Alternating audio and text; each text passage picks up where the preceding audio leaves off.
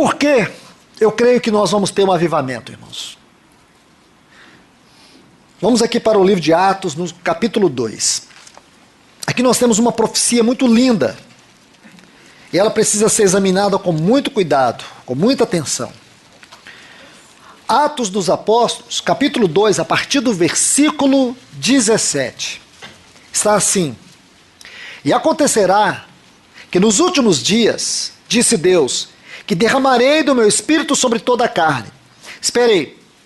Essa aqui é uma profecia que foi dita por Joel. Joel no capítulo 2, a partir do versículo 28. Joel 28. Livro do profeta Joel 2, versículo 28. Então, se você ler a partir do versículo 28 do capítulo 2 de Joel, você vai ver essa profecia. Agora, preste atenção. Para ganhar tempo, nós não vamos ler Joel. Mas anote aí. Quando você lê o livro do profeta Joel, ele não cita essa frase nos últimos dias. Ele não cita. E aqui eu preciso abrir um parênteses para colocar um princípio da interpretação da profecia. A profecia, não todas, mas muitas profecias, elas têm um cumprimento parcial e um cumprimento final. Isso é comum no livro do profeta Daniel. Muitas profecias ali, elas têm um cumprimento parcial e depois um cumprimento final. Esta profecia de Joel, capítulo 2, versículo 28, ela tem um cumprimento parcial, ocorreu lá no Pentecostes, Atos 2. E ela vai ter o cumprimento final. Por isso que Pedro ratifica essa profecia e insere essa frase. Últimos dias. Talvez você não esteja convencido, então vamos continuar a leitura. E acontecerá que nos últimos dias derramarei do meu espírito sobre toda a carne. Vossos filhos, vossas filhas profetizarão. Vossos jovens terão visões, vossos velhos sonharão sonhos, e até sobre meus servos e sobre as minhas servas derramarei do meu espírito naqueles dias, diz o Senhor, e profetizarão. Agora veja, mostrarei prodígios em cima no céu, e sinais embaixo na terra, sangue, fogo e vapor de fumaça.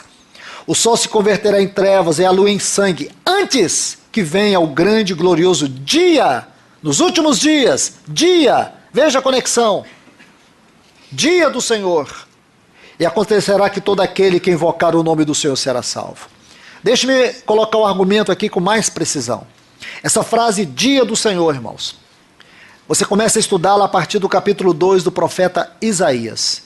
Então você sobe por Isaías, Amós, Abacuque, você vai, Joel, me perdoe, você vai Malaquias, você vai chegar aqui em Atos, aí depois você vai para Tessalonicenses, Apocalipse capítulo 6, onde você vai vendo essa profecia, ou o quadro que forma essa profecia. Agora escute essa frase, dia do Senhor. Todas as vezes que você encontrar essa frase na Bíblia, você vai ver que fala de um dia distinto de todos. É um dia de angústia, é um dia de trevas. Esse dia, ele é melhor compreendido a partir de Apocalipse capítulo 6, versículo 12, e depois Apocalipse capítulo 8 e o capítulo 9, nas 6 primeiras trombetas que vai acontecer. Na primeira trombeta nós temos uma chuva de granizo. Na segunda trombeta nós temos um grande meteorito que cairá sobre a terra. Lembram, irmãos? Aí, na terceira trombeta, nós temos aquele grande absinto que virá sobre as fontes das águas. Na quarta trombeta, nós teremos um grande eclipse que virá sobre toda a terra. Na quinta trombeta, lá no capítulo 9 de Apocalipse, diz que haverá uma crise mundial de tal forma que as pessoas sentirão como que golpeadas de escorpião. As pessoas gritarão pedindo a morte. Na sexta trombeta, haverá uma terrível, grande guerra mundial.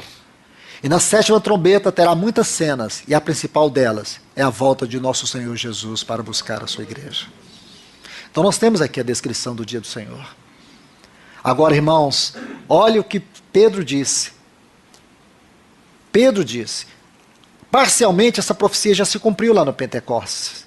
Agora a outra parte se cumprirá nesse tempo.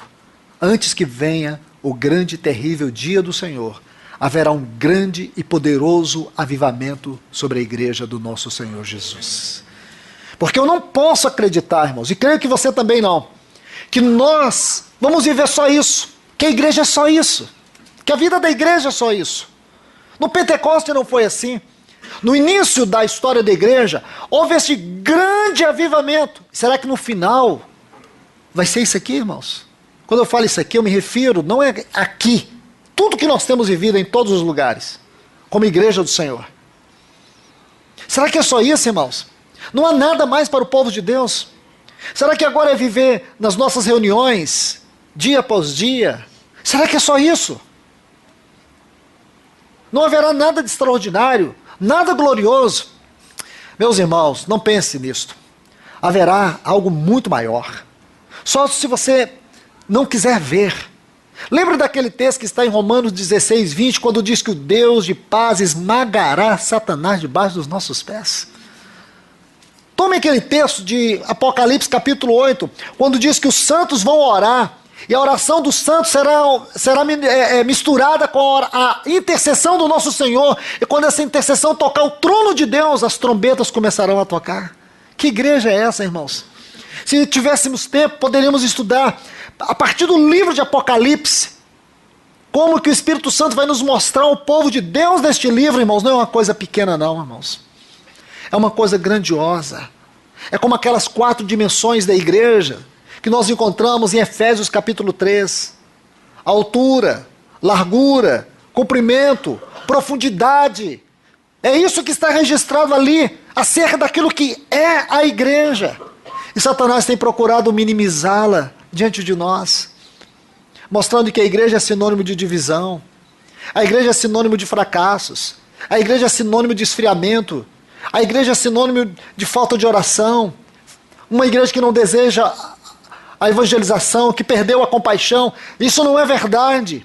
A igreja é o corpo de Cristo, a igreja é a expressão de Cristo na terra, a igreja é a casa de Deus, é o templo do Espírito, é a família de Deus, é o grande soldado de Efésios capítulo 6, é a noiva de Cristo, é o corpo onde Cristo é o cabeça.